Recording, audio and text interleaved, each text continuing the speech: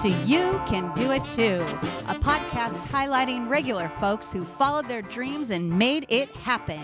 I'm Joan Hutchinson, your restaurant maven. I've been described as a risk taker, though I never thought of myself that way. My mom always told me I could do or be whatever I wanted as long as I set my mind to it, and I believed her. I ran a successful catering company that led to owning and operating a top 10 Orange County restaurant and catering venue, prior to earning a bachelor's degree in business management and marketing. You know what I learned by going to school after all of that? You don't need a degree to accomplish your dreams. You need drive, passion, and a belief in yourself. You also need some caring folks who support you and believe in you. I didn't need a formula to tell me how to properly staff for a week.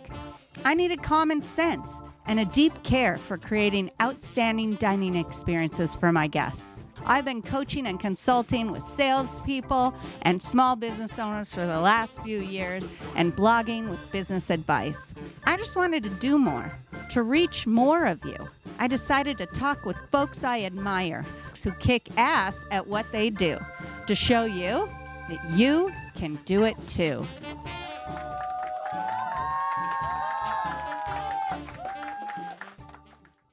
Hello, everyone, and welcome to You Can Do It Too. I'm Joan Hutchinson, your restaurant maven. I am an independent restaurant coach and consultant, a professional speaker, obviously a podcaster, and a blogger. Sorry, I haven't been blogging much. It's been a little crazy. Today, I wanted to talk about what's holding us back from reaching our dreams. What is it that's causing us not to get things that we want in life?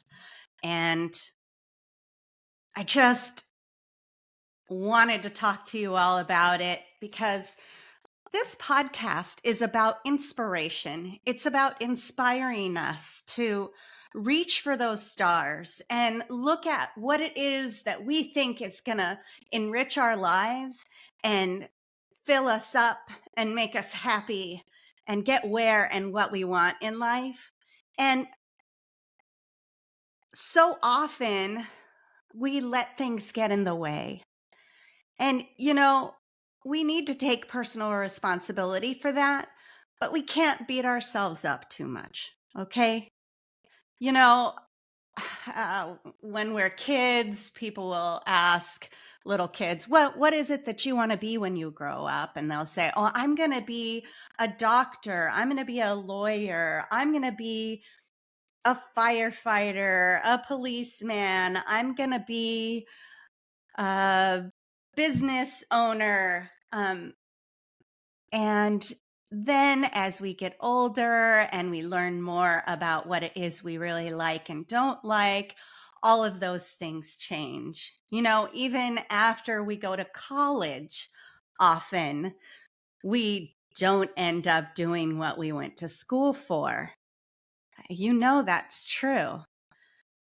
So I wanted to talk to you, me to you, about overcoming these things that get in our way. I thought about what is it that is holding us back. And I came up with 3 main reasons why we don't actually reach our goals. Fear of failure, and that's a big one. And there's a whole lot involved in that, and we'll get to that. Lack of persistence, which is a big one, and a lack of clear goals or a roadmap. That lack of clear goals, we need some solid plans. We need to make a decision and then decide to move forward. We've got to set some plans in place. So what's going to be my first mile marker? What's going to be my second mile marker? I want to be a doctor, so I'm going to have to get a bachelor's degree, and then I'm going to have to go to medical school, and then I'm going to have to do specialization, and then I'm going to have to do internship, right? Or residency, as they call it in the medical profession. So we need to decide on a goal and then set some plans in place.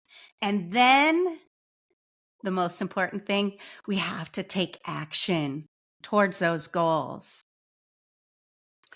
And when we're not really clear on what it is that we want, when we haven't decided on that one thing that we're really focused on, it is so easy to get overwhelmed along the way.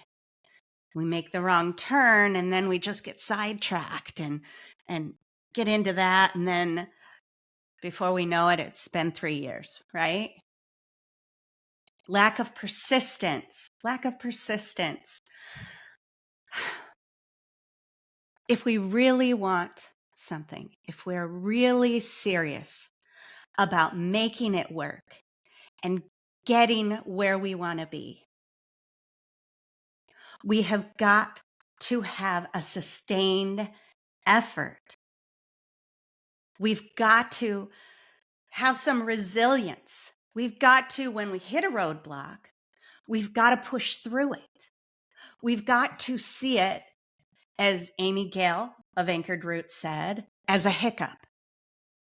Or as Cassie Kramer said, you know, when I hit the hard part, that's just God telling me that I've got to push through this and I'm really close.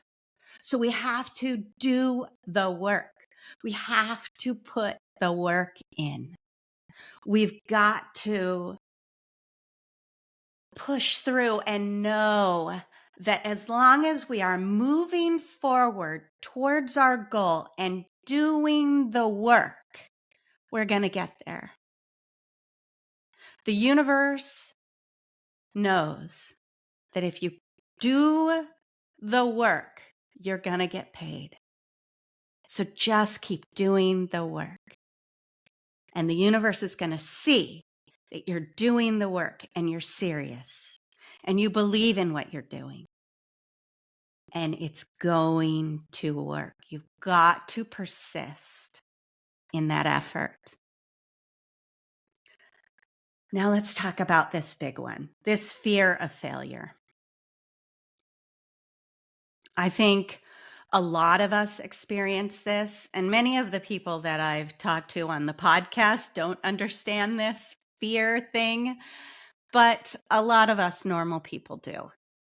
Now, you know, in my intro, I say I've been described as a risk taker, and I really have never thought of myself that way. But I want a new experience. My husband was going to go to culinary school, and I said, let's move somewhere we've never been before. I want a totally new experience with this. So we moved from California all the way to Vermont. We just drove across the country, and it was like, woohoo, we're starting new, fresh. It's a whole new experience. And I saw that as exciting and challenging. That was my mindset, right? I didn't realize that people see that as taking a risk.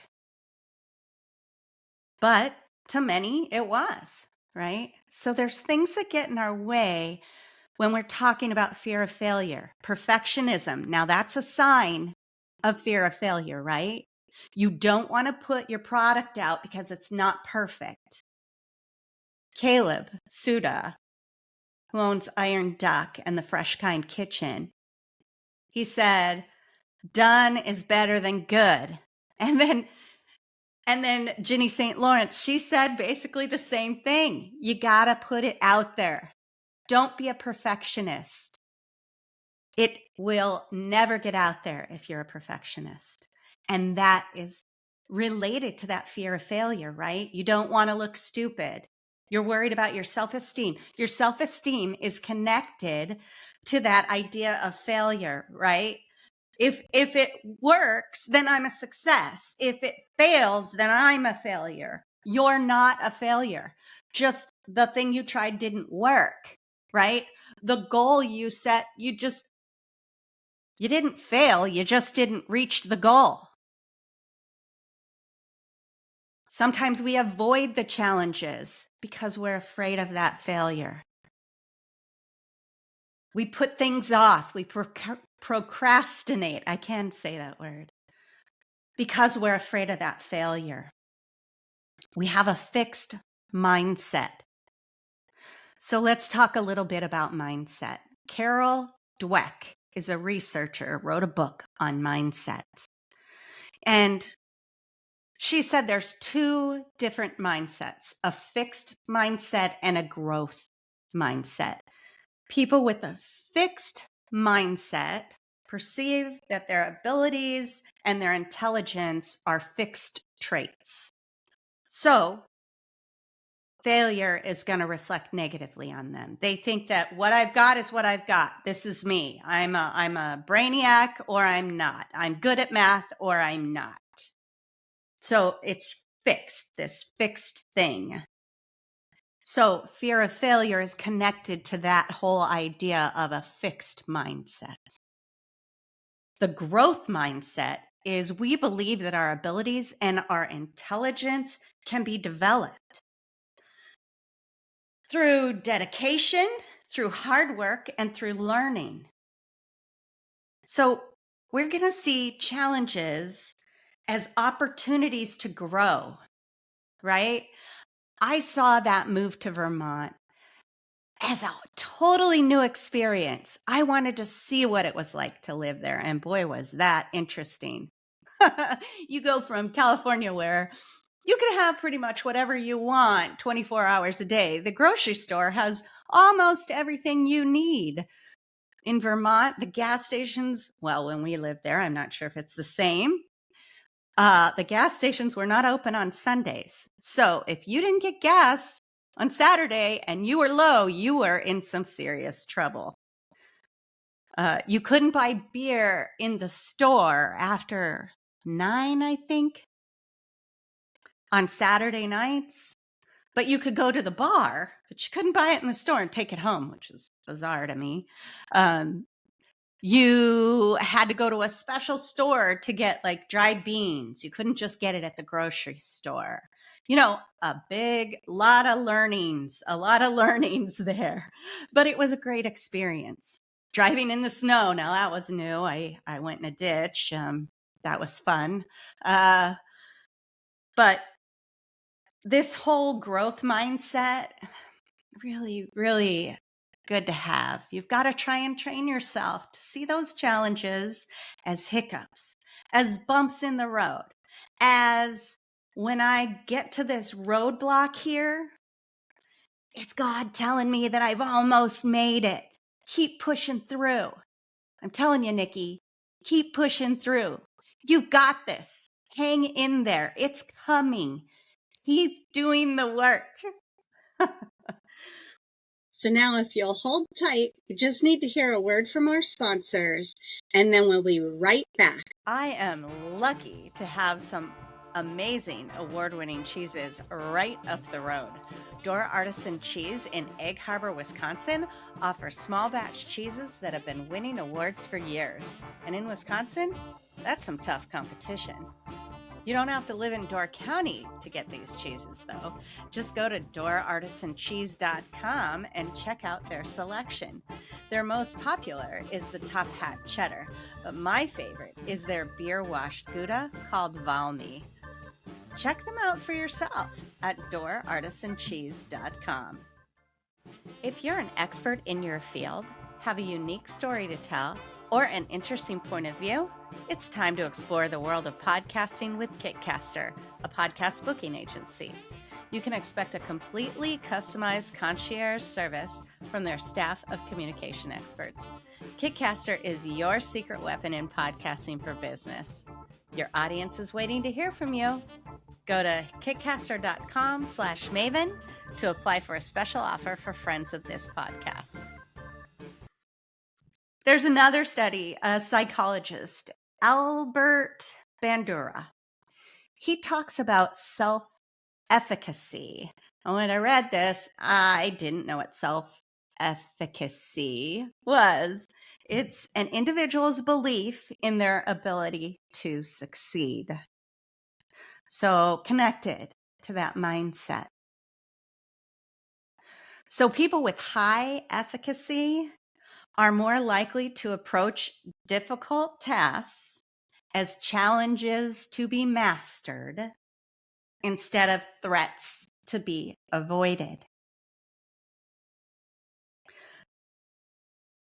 They're more resilient in the face of obstacles, and they are better able to persevere in their efforts. So people with high self-efficacy, so they believe in their ability to succeed, they're more likely to push through those challenges. They're more likely to say, oh, shoot, I hit a wall. How can I get around that wall? Instead of saying, oh, I hit a wall. I've got to turn around and go back. They don't give up easily. So how do we get this self-efficacy? How do we get it? We get it by experiencing challenges ourselves and pushing through it and experiencing failure and success. Then we can see how it feels. We're like, hey, I can do this. I did make it through that challenge. I can try the next time I hit a challenge.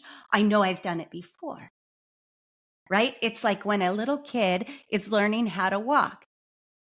Do they give up after they fall the first time? No, they fall and then they go, well, that didn't work. Maybe if I hold onto the table this way and put my arm out that way, then it'll work. They keep on trying. They don't give up. They failed, but they try again. They fail, they try again. So that's how we can encourage ourselves and increase our self-efficacy by experiencing challenges, pushing through it, failing and succeeding, both. By seeing how others do it, by seeing that others have been successful. That's part of why I'm doing this podcast.